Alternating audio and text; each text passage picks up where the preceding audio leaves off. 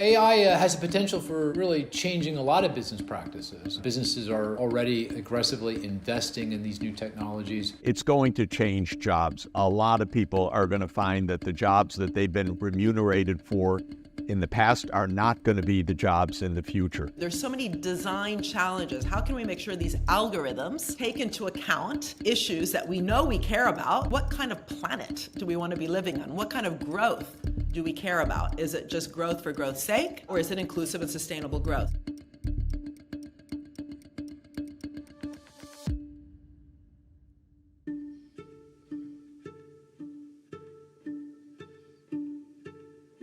Well, we're all going to benefit to the extent that there are new efficiencies. We can buy things cheaper. We can get AI embedded in all sort of gadgets, and therefore our lives become just easier. On the other hand, there will be a lot of casualties in terms of workers, not just the routine workers that were in the factories that got replaced by software over the last 30 years, but we're going to see more professional workers who are actually going to be losing their jobs because AI can do those jobs at least as well as they can and far more efficiently. And it's going to have tremendous social and political implications because a lot of those professional workers are used to doing fairly well. This isn't the working class anymore. We're now talking about the middle class of America, and AI could very easily be taking over many of those jobs. To say that everybody benefits has never been true in economic history or economic change. There will be actually significant parts of society that will fall behind. Major technological changes, and they don't happen all that often. The steam engine was one, electrification was another. The winners win more than the losers lose. So net, big gain. Even in the last 40 years, 50 years, the nature of technological change has favored those with more advanced educations, higher degrees, technical educations, and so on. This has been a clear trend for the last 50 years. That means a lot of people have been left behind in the United States. Heads of AI who are billionaires are libertarians. They say, oh, leave everything alone, leave it to us. Well, that's easy if you're a billionaire, but it's not so easy if you've lost your job. In this sense, I think that we really need to have a fair assessment of this great potential technology to make sure that it works for society broadly.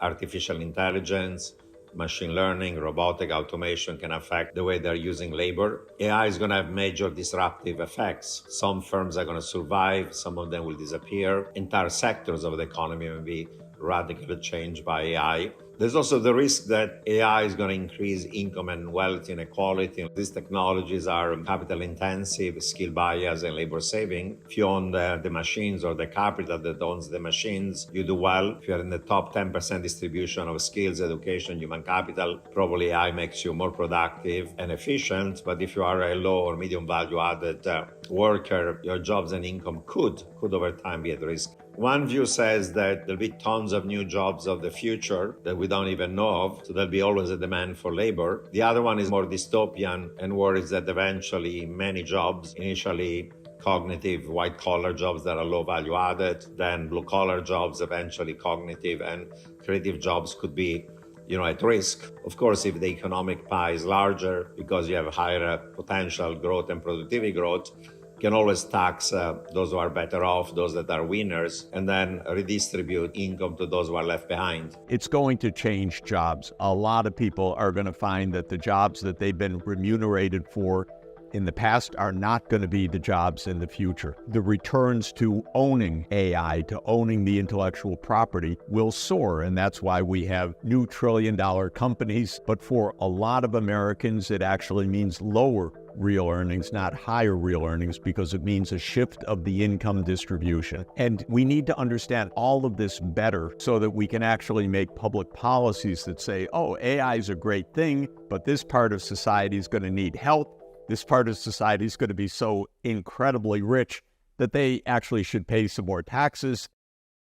This topic of AI is really fever pitch now in all the areas that I inhabit as my work as an investor, as an economist, as a board member, as a public policy person. I think it's a longer game than perhaps people are thinking about. But at the micro level, it could have a meaningful impact, not just on business models and how companies constitute themselves and think about allocating resources like capital and labor, but also I think it could be incredibly transformative for the role of state. If indeed we end up with a lot more people who are out of work, which some estimates assume that might be the case, we might see a new role of state and obviously a real challenge to what the role of corporations is, given that on the 2019 Business Roundtable, pledged to revamp the role of corporations, to not just think about financial shareholders, but to think about stakeholders broadly. So in a world where more people are out of work, we have to think about how society is growing in this laborless growth model. There's a lot more questions that will emerge around AI. And of course, I have not even talked about the risks to the downside. My thesis is that we're going to see a much closer relationship between the public sector, including the third sector, the NGO sector, and corporations. At least that's what we would hope to see, because I think ultimately we all should be pulling together to have better outcomes for economic growth, but better outcomes for society. AI has the potential for really changing a lot of business practices. It's coming on very rapidly. Businesses are already aggressively investing in these new technologies. History is a guide. It does take time for those technologies to be incorporated into business practices and to have a big impact. We tend to see the technology, we can see it, we can feel it, we can taste it, we know it's coming, therefore it should happen immediately. It doesn't happen that way generally. It happens over periods of several years, even a couple decades. But I think all businesses will benefit and also be challenged by artificial intelligence. And of course, the benefit is productivity gains. I mean, businesses are scrambling to try to figure out how to raise the productivity of their labor force. They know that it's going to be hard to find workers in the future given demographic trends, aging out of the workforce by boomers and weaker immigration. General purpose technologies, which include new forms of energy, even includes like mass production, includes nanotechnology, these have often influenced new changes in production and distribution and consumption, right? So it means a new technology, a new technological revolution that impacts the whole economy, not just one little, gadget or something. Even Google's algorithm was financed from the National Science Foundation. The internet was financed by DARPA. GPS was financed by the Navy. The big questions we're asking today around AI, but even just big tech in general in terms of privacy, how our data is being used, do we know how it's being used, the GPT now 5.0 or whatever we're coming to. There's so many design challenges. How can we make sure these algorithms take into account issues that we know we care about? Just look at the Human Rights Declaration, right? There's a lot of good information there, but also the Sustainable Development Goals. These are all important in terms of defining what kind of planet do we want to be living on? What kind of growth do we care about? Is it just growth for growth's sake, or is it inclusive and sustainable growth? So there's real design challenges, especially today, where a lot of the talent that used to be distributed is in 4 or 5 companies around artificial intelligence. So there's profits being earned in excess of the underlying innovation. That has then affected massive, what I call rents, which are used then to hire in some of the top workers, labor, to work for the companies.